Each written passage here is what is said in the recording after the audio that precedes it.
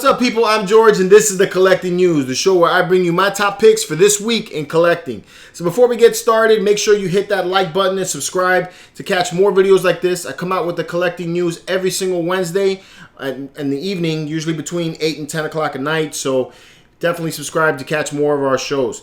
And also, we are getting close to the 10,000 subscriber giveaway. And thanks to our friends at Collector Zone, we are giving away a Wolverine premium format figure from Sideshow. So definitely subscribe if you want to get your chance to win.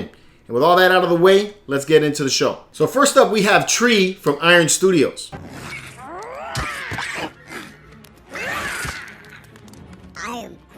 So Iron Studios has done a pretty good job on the statue. I think they did a great job on the portrait, and overall he looks like Groot from Endgame, right? The pose I think is a little bit weird, you know, because like I see him there and he looks like he's like using the Force. Or maybe he's doing the Superman. I am Groot. Or maybe he's channeling like Jack Sparrow. This is the day that you will always remember as the day that you... Either way, I'm not really digging the pose. I just think it looks a little bit weird with his hand standing out a little bit forward from the other. I think it's just like the idea is to make the fingers like extend, but it doesn't look very dynamic to me.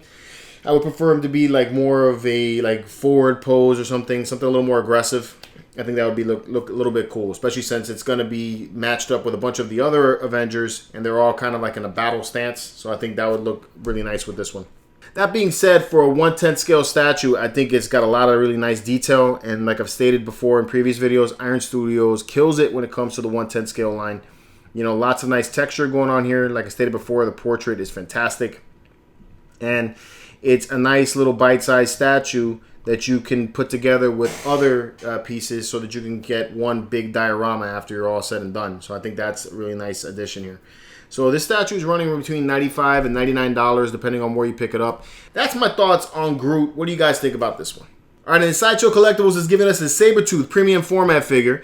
So this one's okay in my opinion. I mean, the pose is fine. You know, he looks like he's getting ready to attack. He looks very feral.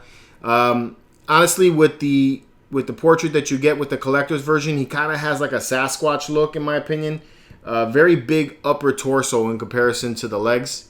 And, you know, the snow base. So my problem here with this one is that base. You know, you just gave us the Logan statue that came out like a couple of weeks ago for pre-order. And then that depicts him in like a bar.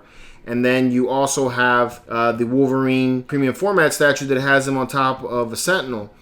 And then you have Sabertooth that's standing on some snow base in the middle of anywhere. What?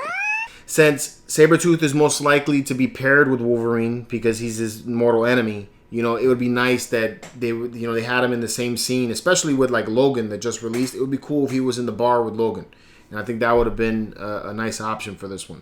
So one of the biggest hurdles that this statue has is that XM Studios just released their Sabertooth statue not a month ago. And that one, to me, looks far more comic accurate than this one. This one has a much better price than the XM Studios probably will. And that's mostly because of the shipping costs. But this one's running $625 for the exclusive edition and $610 for the collector's edition. The exclusive comes with this smiling portrait, or grilling portrait, or growling portrait, I guess is what you would call it. In two different pictures, it looks different. On one image, it looks like he's smiling, and on the other one, it kind of looks like he's growling. So I guess it really depends on how the light hits it. But I'm curious to hear what you guys think. Do you guys like this one over the XM Studios that I showed you guys a month ago? I'll put a picture up here so you guys can see the comparison. Let me know which way would you go, XM or Sideshow. All right, and then my favorite this week is Primal Studios with their Lee Bermejo Joker. This thing is freaking awesome. I saw this one at Winter Wonder Festival back in February, and I was blown away by it. The detail in the statue is outstanding. They captured Lee Bermejo's work perfectly, in my opinion. Primal Studios couldn't have done a better job on this one. The only thing that I wish that this statue had is that it was a 1/4 scale and not a 1/3 scale, as I would love to buy it myself. But this thing is absolutely stunning. So it comes in two flavors. You have the regular version and you have the DX version. And the regular version comes with two portraits. You got the regular base and you get a headstand, which I love with the Primal Studio stuff, you know, so that you can have the extra heads displayed with the statue. I think that's awesome. The exclusive edition, or the DX version is what they call it. Call it the dope exclusive edition. It's actually deluxe edition, you know. But anyway, this one comes with 4 portraits. One of them is the concept art, which has a more like horrific look to Joker. It almost looks like a skeleton. You have a damaged portrait, you have a laughing portrait, and then you have a regular portrait. And then another thing that you get with this one for the first 300 orders is you're going to get a hand-signed art print that goes along with the statue, which I think is fantastic. I love when they give art prints with the statues. Now, something to note on this one that I haven't seen before, you know, maybe they've done it before in the past, but I've only really seen them do that on the regular versions. They didn't list the edition size. So that's interesting. I've never seen them do that before. And that, I'm talking mostly on the DX version. So I don't know if it's only going to be 300 that are going to be released along with the art prints, or if there's going to be more on top of the 300. This may be just a made to order, and we'll see what the edition size is once that's complete. But back to the look of the statue. It looks menacing, and probably one of the best looking Jokers I've ever seen. I love the smiling portrait. I love that he's hunched over on the base. I love that the base has Batman there chained up, and it just looks amazing in my opinion. Like, you know, very, very cool. His cloak is flowing and going around him, which I think that's really dope. I love the stripes in the pants. Even the skeleton looking portrait, as horrific as it is just amazing. So much detail, so much texture. And such beautiful color as well. It looks very vibrant. It's just an outstanding piece. I can't say anything bad about it from what I've seen both in person and in these pictures. And then the price is not that bad. For a 1/3 scale statue and the DX version, you're looking at $1,199. And then if you go with the collector's version, the regular version, it's $1,049. So for $150 more, you're going to get 4 portraits. You're going to get some swap out hands that don't come with the regular version as well. So they also comes with hands holding the cards. And then you also have the one holding the knife, which is really cool. And then you could possibly get that art print if you're one of the first 300 to order it. So my suggestion is that if you guys are really into this piece, try to be amongst the first 300 so you can get that art print, because I think that would look fantastic behind it.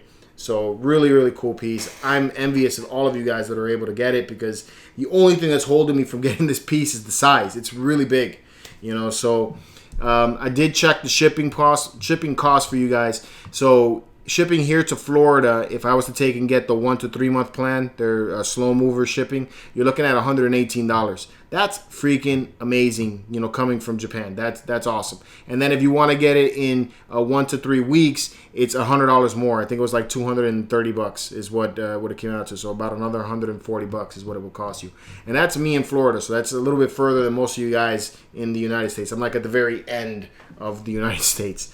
But I'm interested to hear what you guys think. How many of you already ordered the Joker? It's because this thing came out on their website in our time. At my time, it was like 4 a.m. and then the website got, you know, just crashed. So the minute this thing came up, I put it on our Facebook page and on the Marvelous Knights group to let you guys know that this thing was out, because I know a lot of you guys were into it. So I'm interested to hear how many of you guys got it, you know. Also, if you didn't get it, will you be getting it? Or are you waiting it out to see what a review looks like at the end of the day? You know, curious to hear what your guys' thoughts on it. Let me know in the comments. All right, guys, so that's it for this week. Like I said, it was a little bit light. You know, there really wasn't much out there that made me just say, wow, you know, but this was the best we had. So I'm interested to hear what you guys think about it. Did you find another statue out there that you felt should have made the list and didn't? Please let me know in the comments. You can catch all our videos at mcecentral.com. I'm going to come back at you with another Collecting News episode next Wednesday night, so stay tuned for that. And until next time, guys, keep it marvelous.